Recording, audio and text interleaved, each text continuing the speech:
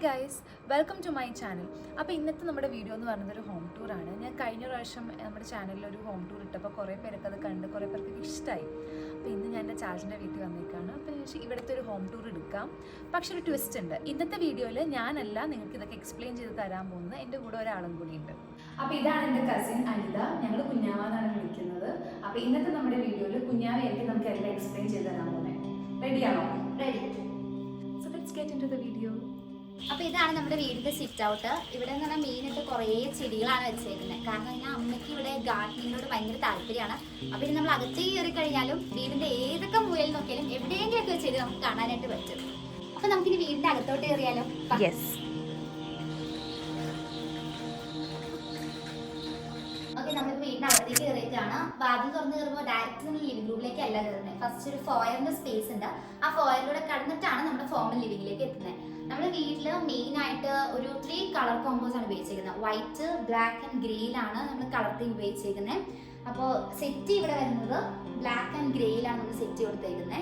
ഇത് നമ്മുടെ T V ഹോളാണ്. ഇവിടെ നമ്മളൊരു black and white colour combo തന്നെയാണ് മെയിൻറ്റെയിൻ ചെയ്തിരിക്കുന്നത്.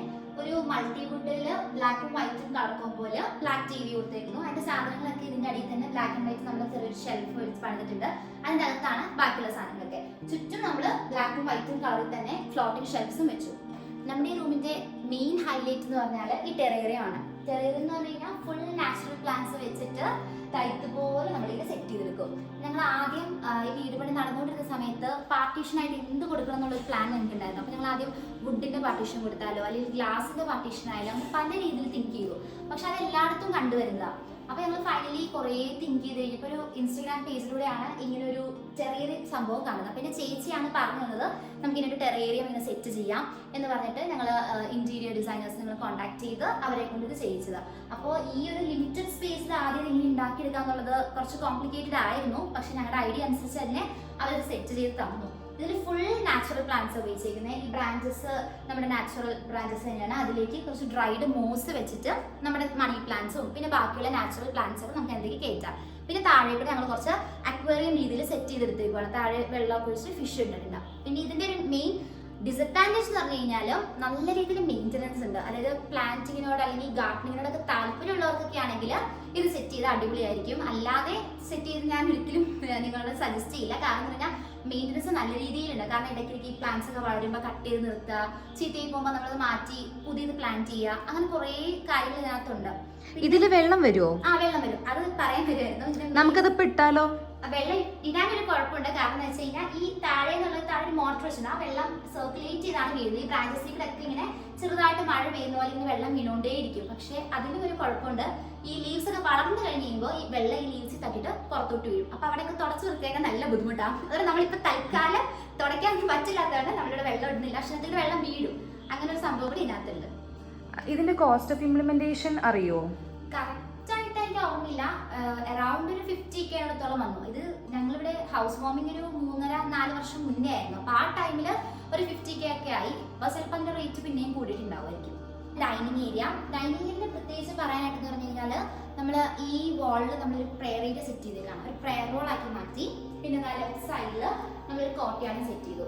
സ്റ്റെയർകേസിന്റെ താഴെ എന്ത് ചെയ്യണമെന്ന് ഒരു പ്ലാൻ വന്നപ്പോഴാണ് ഒരു കോർട്ട്യാർഡ് ഐഡിയയിലേക്ക് പോയത്. അപ്പോൾ ഇവിടെ ഞങ്ങൾ ഗ്രാസും പെബിൾസ് ഒക്കെ ഇട്ട് ഒരു കോർട്ട്യാർഡ് പോലെയാണ് ഈ കോർണർ സെറ്റ് ചെയ്തിരിക്കുന്നത്.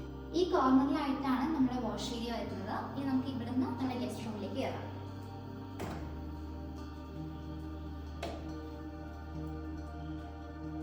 ഇതാണ് നമ്മുടെ ഗസ്റ്റ് റൂം. ഈ റൂമിൽ പ്രത്യേകിച്ച് അതൊന്നും പറയാനായിട്ടൊന്നുമില്ല. ഒരു വാർഡ്രോബ് സെറ്റ് ചെയ്തിട്ടുണ്ട്.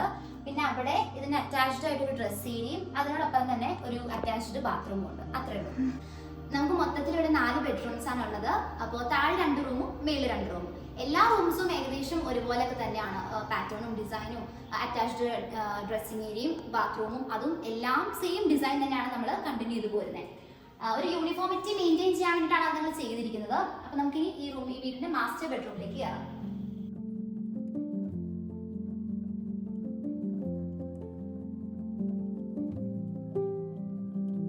നമുക്ക് മേളിലേക്ക് പോയാലോ? നമ്മളിവിടെ ഉപയോഗിച്ചിരിക്കുന്ന ഗ്യാപ്പ് സ്റ്റെപ്പാണ് കേട്ടോ. നമുക്ക് കയറുമ്പോൾ ആ കുറേ ചെടികളൊക്കെ കാണാം. അമ്മയുടെ കലാവിധാനം മൊത്തം ചെയ്ത് വെച്ചേക്കാം. കൂടുതൽ ചെടികളാണ് കേട്ടോ. നമ്മളിപ്പോൾ വന്നിരിക്കുന്നത് നമ്മുടെ ഫാമിലി ലിവിംഗ് റൂമിലാണ്. സ്റ്റെയർ കയറി നിൽക്കുന്നവിടെയാണ്.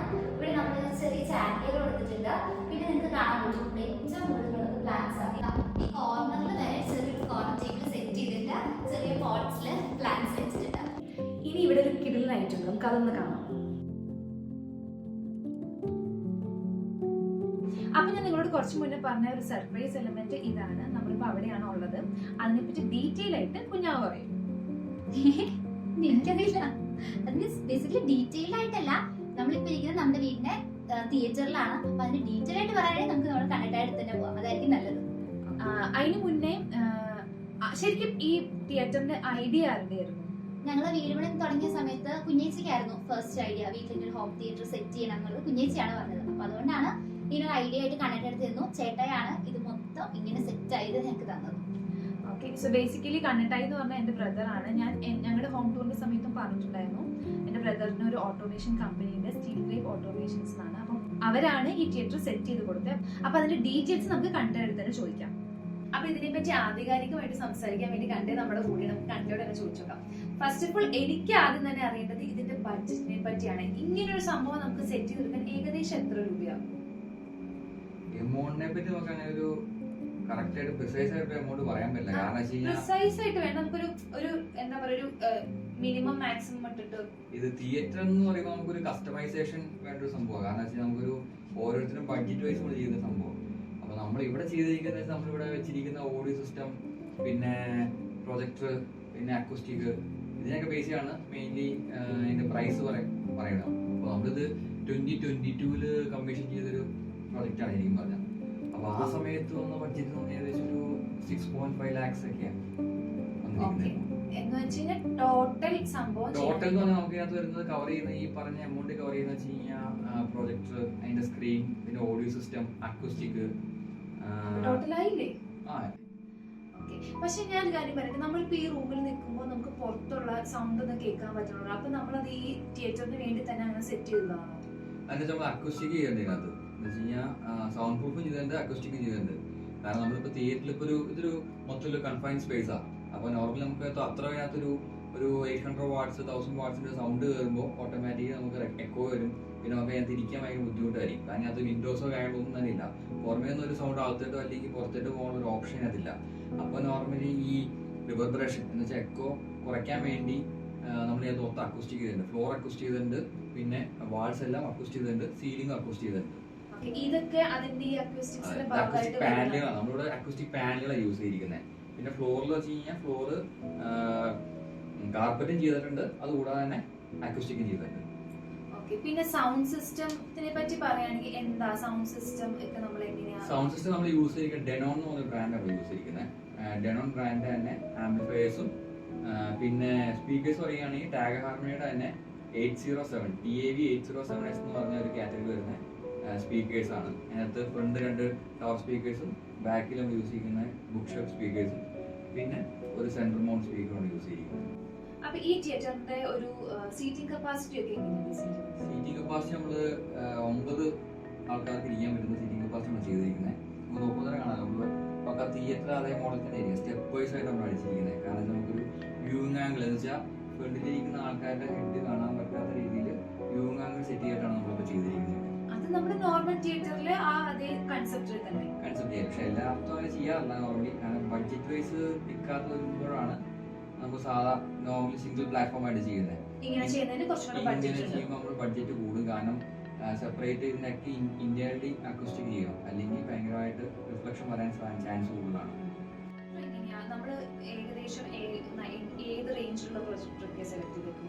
നമ്മൾ പ്രൊജക്ട് യൂസ് ചെയ്തിരിക്കുന്നത് ബെൻക്യൂന്റെ പ്രൊജക്റ്റാണ് യൂസ് ചെയ്തിരിക്കുന്നത്. അത് ഫുൾ HD പ്രൊജക്റ്റാണ് വരുന്നത്. സ്ക്രീൻ യൂസ് ചെയ്തിരിക്കുന്നത് 150 ഇഞ്ച് സ്ക്രീനാണ് വരുന്നത്.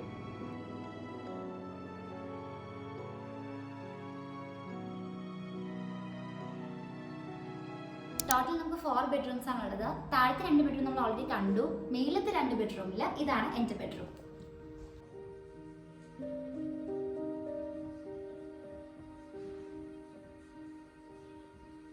ഇതാണ് നമ്മുടെ ഡ്രസ് ഏരിയ. ഇതാണ് കുഞ്ഞേച്ചിയുടെ റൂം. ഈ റൂമിൽ എന്ന് പറഞ്ഞു കഴിഞ്ഞാൽ മേലത്തെ 2 റൂമിൽ പ്രത്യേകതയുണ്ട്. ഞങ്ങൾ ഹെഡ് റെസ്റ്റ് ബ്ലാക്ക് കളറാണ് കൊടുത്തേക്കുന്നത്. കുഞ്ഞേച്ചി വയലിനൊക്കെ പഠിച്ചിട്ടുള്ളതുകൊണ്ട് വയലിന് ഇപ്പോൾ ഭിത്തി കയറിയിരിക്കുക. അതിൻ്റെ കൂടെ വയലിന് കൊടുത്തു. പിന്നെ എന്ന് പറഞ്ഞു കഴിഞ്ഞാൽ എല്ലാ റൂമിലെയും ഡ്രസ്സിങ് ഏരിയയും ബാത്റൂമും സെയിം രീതിയാണ്. ഡ്രസ് ഏരിയ വരുന്നത് ഈ സൈഡിലാണ് കേട്ടോ.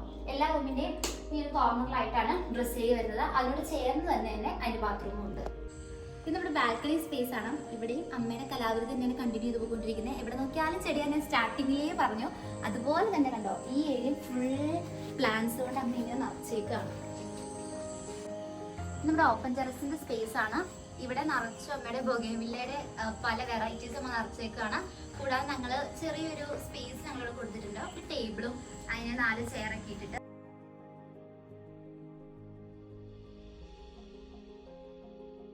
ഇതാണ് നമ്മുടെ മെയിൻ കിച്ചൺ. നമ്മുടെ വീട്ടിൽ full black and white colour theme കൊടുത്തിരിക്കുന്നതുകൊണ്ട് തന്നെ നമ്മുടെ കിച്ചൺ ക്യാബിനറ്റ്സിനും ആ same black and white colour theme തന്നെയാണ് ഫോളോ ചെയ്തിരിക്കുന്നത്. ഇതാണ് നമ്മുടെ സെക്കൻഡ് കിച്ചൺ. നമ്മുടെ day to day kitchen activities എല്ലാം നമ്മൾ ചെയ്യുന്നത് ഇവിടെയാണ്.